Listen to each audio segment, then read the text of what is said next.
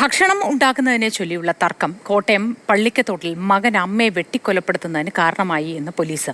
വാക്കുതർക്കം ഉണ്ടായതിനെ തുടർന്ന് പ്രതി അരവിന്ദ് അമ്മ സിന്ധുവിനെ വെട്ടുകത്തിക്കൊണ്ട് വെട്ടുകയായിരുന്നു. സംഭവത്തിൽ മകൻ അരവിന്ദിന്റെ അറസ്റ്റ് പോലീസ് രേഖപ്പെടുത്തി.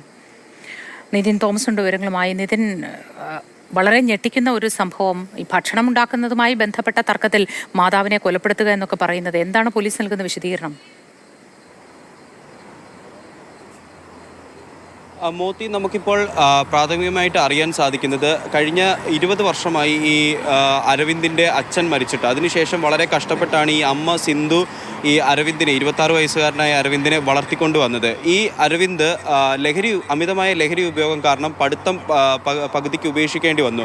ഇത്തരത്തിൽ ലഹരിയെ ചൊല്ലി സ്ഥിരമായി വീട്ടിൽ വഴക്കുണ്ടാകാറുണ്ടെന്നാണ് ഈ മരിച്ച അമ്മയുടെ സിന്ധുവിൻ്റെ മൂത്ത സഹോദരിയിൽ നിന്ന് നമുക്ക് അറിയാൻ സാധിക്കുന്നത്. അപ്പോൾ ഇത്തരത്തിൽ സ്ഥിരമായി വീട്ടിൽ വഴക്കുണ്ടാക്കുകയും അമ്മയെ പല തവണ അസഭ്യം പറയുകയും അമ്മയെ പിടിച്ച് തള്ളുകയും ഒക്കെ ചെയ്തിട്ടുണ്ട്. അതിൻ്റെ ഒരു ബാക്കി പത്രം എന്ന രീതിയിലാണ് ഇന്നലെ രാത്രി 8:30 കൂടിയിട്ട് ലഹരിക്കടിമയായ മകൻ വീട്ടിലെത്തുന്നതും ഭക്ഷണം ഉണ്ടാക്കുന്നതിനെ ചൊല്ലി വഴക്കുണ്ടാകുന്നതും അതേ തുടർന്ന് അമ്മേനെ വെട്ടി കൊലപ്പെടുത്തുന്നതും. വാക്കത്തി കൊണ്ട് കഴുത്തിന് വെട്ടി കൊലപ്പെടുത്തിയതിനു ശേഷം ഈ അരവിന്ദ് തന്നെ തൊട്ടടുത്ത അയൽപ്പക്കക്കാരനായ അനൂപിൻ്റെ അടുത്ത് ചെന്ന് പറയുകയായിരുന്നു അമ്മേനെ ഞാൻ കൊലപ്പെടുത്തി എന്നുള്ളത്. അതിനുശേഷം ഈ അനൂപ് അവിടുത്തെ പഞ്ചായത്ത് മെമ്പറെയും പോലീസിനെയും വിവരം അറിയിക്കുകയും തുടർന്ന് പോലീസ് എത്തി പ്രതിയെ കസ്റ്റഡിയിലെടുക്കുകയും ചെയ്തു. പ്രതി ഇപ്പോൾ കുറ്റം സമ്മതിച്ചിട്ടുണ്ട്. ലഹരിക്ക് അടിമപ്പെട്ട് തന്നെയാണ് അരവിന്ദ് ലഹരിക്ക് അടിമ എന്ന് അമ്മയുടെ സഹോദരി ബിന്ദുവും പറയുന്നു. മുൻപ് പലതവണ ലഹരി ഉപയോഗത്തിന്റെ പേരിൽ വീട്ടിൽ വഴക്ക് നടന്നിരുന്നതായി ബിന്ദു പറഞ്ഞു. ആ പ്രതികരണത്തിലേക്ക്. ഇവനിങ്ങനെ വഴക്കുണ്ടാക്കാനായിരുന്നു, പക്ഷെ ഇത് പോണൊക്കെ ദേഹ ഉപദ്രവം ചെയ്തിട്ടൊന്നുമില്ലായിരുന്നു. അങ്ങോട്ടും ഇങ്ങോട്ടും ചീത്തന്തറി അങ്ങനെ പറച്ചിലൊക്കെ ഉണ്ടായിരുന്നു. അല്ലാതെ ഇത് പോണൊക്കെ ഇത് ആദ്യത്തെ സംഭവം ഇങ്ങനെ ചെയ്യുന്നത്. പൈസ കൊടുക്കാൻ പറയുമായിരുന്നു. പിന്നെ ഇവനെ ഇത് മൊത്തത്തിലെടുത്ത് കച്ചവടം ചെയ്യുന്നൊക്കെ പറയുന്നത്. അങ്ങനെ ഈ വണ്ടിയൊക്കെ ട്രെൻഡിനെടുത്ത് ഇവൻ പോയിട്ടൊക്കെ ഉണ്ട്. അങ്ങനെ എന്താണെന്നൊന്നും അറിയത്തില്ല. അവിടെ നിന്നെല്ലാം ഇവളാണ് പൈസ കൊടുത്തെല്ലാം രക്ഷപ്പെടുത്തി കൊണ്ടുവരുന്നത്. അത് പോണക്ക് കാര്യമായിരുന്നു. ഇവനെ പഠിക്കാൻ നല്ല മിടുക്കനായിരുന്നു. നല്ലതായിട്ട് പഠിച്ച നല്ല മാർക്കൊക്കെ SLC പരീക്ഷയ്ക്കൊക്കെ നല്ല മാർക്കോട് കൂടി ജയിച്ചതൊക്കെയാ. പിന്നെ ഇതിനോടൊക്കെ എന്തോ സംഭവിച്ചെന്നുള്ളത് അറിയത്തില്ല.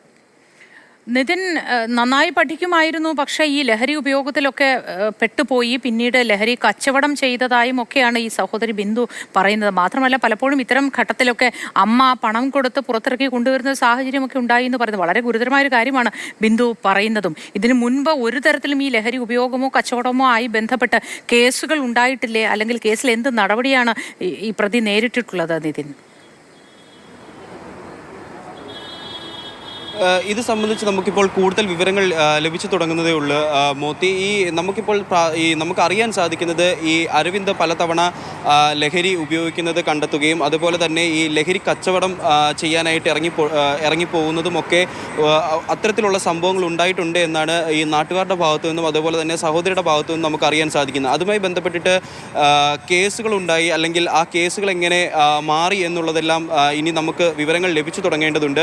അതുപോലെ തന്നെ ഈ കോട്ടയം പള്ളിക്കത്തോട് ഈ ഭാഗത്ത് ഭയങ്കരമായ രീതിയിൽ ലഹരി ഉപയോഗിക്കുന്നവരുടെയും അതുപോലെ തന്നെ ഇത്തരത്തിൽ കച്ചവടം ചെയ്യുന്നവരുടെയും വളരെ അധികമായിട്ട് ഉപയോഗം നടക്കുന്നുണ്ട് എന്നുള്ള വിവരവും നമുക്കിപ്പോൾ അറിയാൻ സാധിക്കുന്നുണ്ട്. അതുമായിട്ട് ബന്ധപ്പെട്ട് ഇന്ന് പള്ളിക്കത്തോട് പോലീസ് സ്റ്റേഷനിലേക്ക് UDF ഒരു പ്രതിഷേധ മാർച്ചും വെച്ചിട്ടുണ്ട്. അപ്പോൾ ഇത്തരത്തിൽ ഈ ലഹരി ഉപയോഗം കാരണം സ്വന്തം അമ്മേനെ പോലും മുന്നിൽ നിൽക്കുന്നത് സ്വന്തം അമ്മയാണെന്ന് പോലും തിരിച്ചറിയാൻ പറ്റാത്ത രീതിയിൽ ലഹരിക്ക് അടിമപ്പെടുക, ആ അടിമപ്പെട്ടതിന്റെ ലഹരി ഉപയോഗത്തിൽ ഇത്തരത്തിൽ പലതും പ്രിയപ്പെട്ടവരെ ഇത്തരത്തിൽ ഇല്ലാതാക്കി കളയുന്ന സംഭവങ്ങൾ ഇത് ആദ്യമായിട്ടല്ല. ഒരുപാട് സംഭവങ്ങൾ നമ്മൾ നേരത്തെയും വാർത്തകളിലൂടെ പങ്കുവച്ചതാണ്.